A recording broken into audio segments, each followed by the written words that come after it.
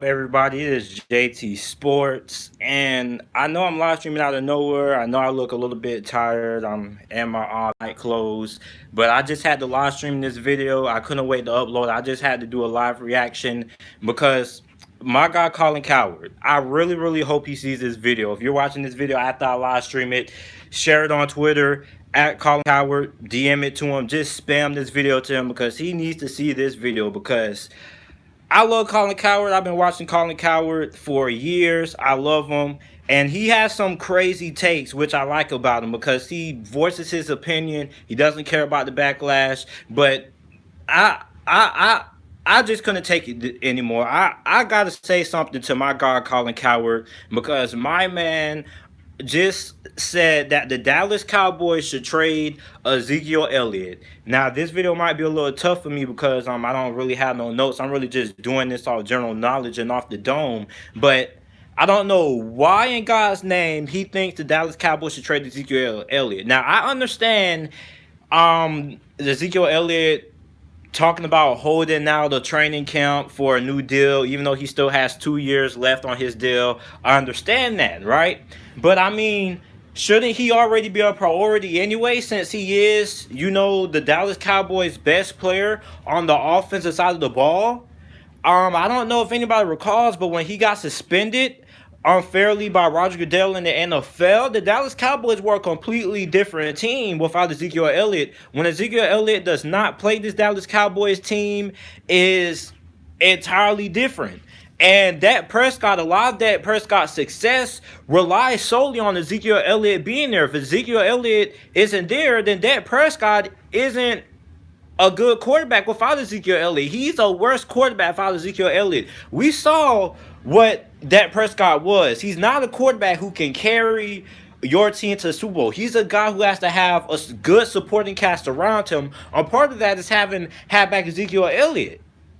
Now, Colin Cowherd's philosophy is basically the Dallas Cowboys should trade Zeke while he's in his prime and basically try to get as much in return for him, and they can just replace him because they have a good offensive line. And then he tried to throw in the thing that he tried to say something about the New England Patriots, how Bill Belichick gets a couple of SEC halfbacks every year, and they do what they do. You can't compare the New England Patriots organization, their coaching staff, to the Dallas Cowboys coaching staff because they're two different organizations with two different kinds of coaching staff.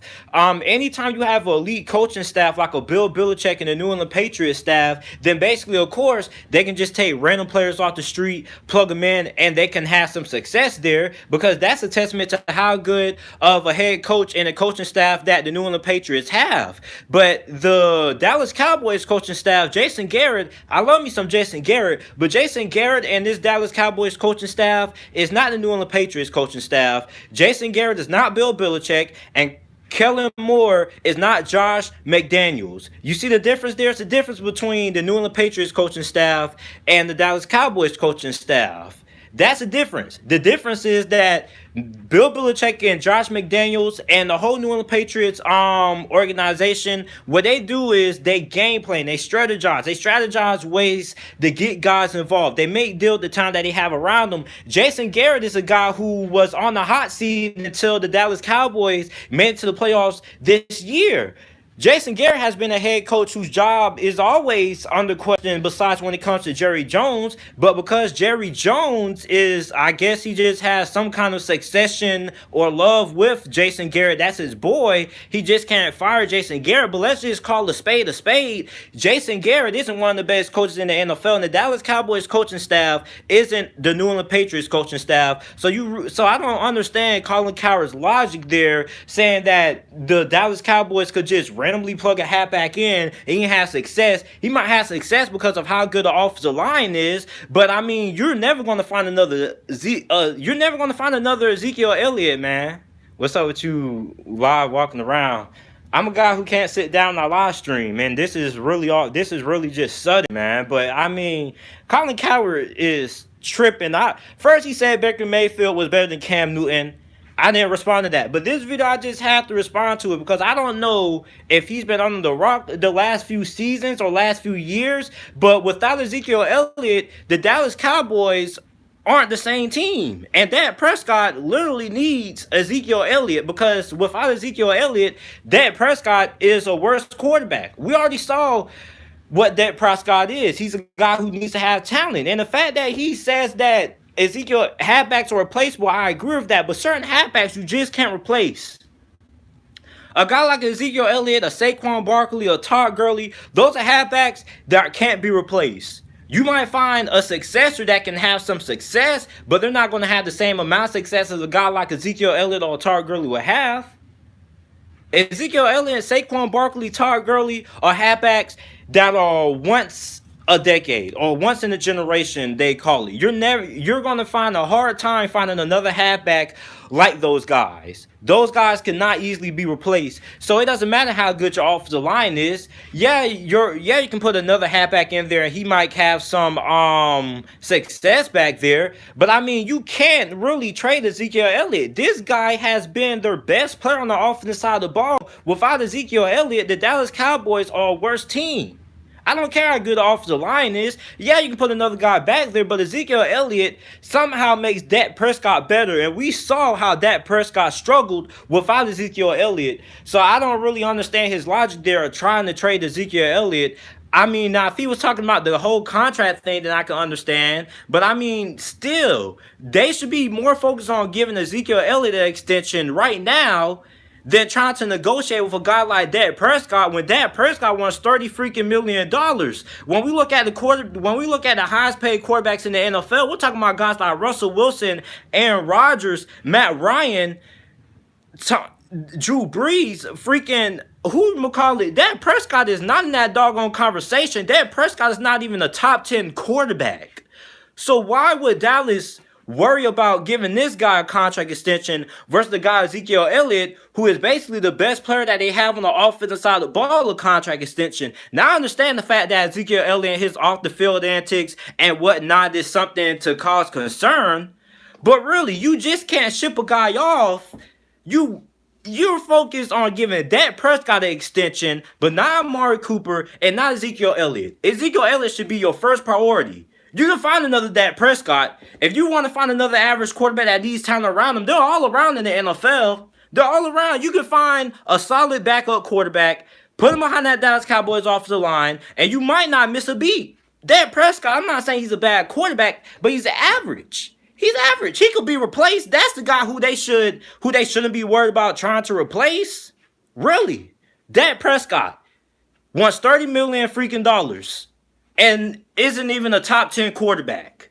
Can't carry a team to a Super Bowl. It's three kinds of quarterbacks. It's quarterbacks that suck. It's okay quarterbacks that can win you a Super Bowl depending on the supporting cast. And it's guys like Aaron Rodgers, Tom Brady, and Drew Brees who can carry your team to the Super Bowl without having that much. Literally carry the team on their freaking back. Dak Prescott cannot carry the Dallas Cowboys on his back. He needs talent around him. He needed Amari Cooper. He needed Ezekiel Elliott back. He needs a lot of things to go right. So this guy's talking about $30 million, but Ezekiel Elliott wants to get paid, which he should have been their first priority since he is the best player on their offense.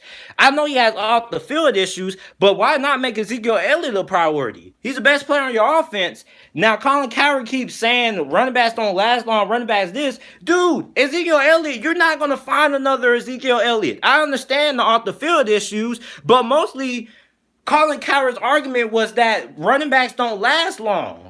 Dude, Ezekiel Elliott is going to be in his prime for another 4 to 5 seasons. Ezekiel Elliott still has a lot of years left in the tank. He still has 4 to 5 good seasons, and that basically would be how long his next contract extension would be, 4 to 5 years if we're estimating. So Ezekiel Elliott still has a lot in the tank. Plus that offensive line, that makes Ezekiel Elliott one of the best halfbacks in the NFL. And Colin Cowherd just makes it seem like the Dallas Cowboys can trade him, and they can still be the same team that they are without him.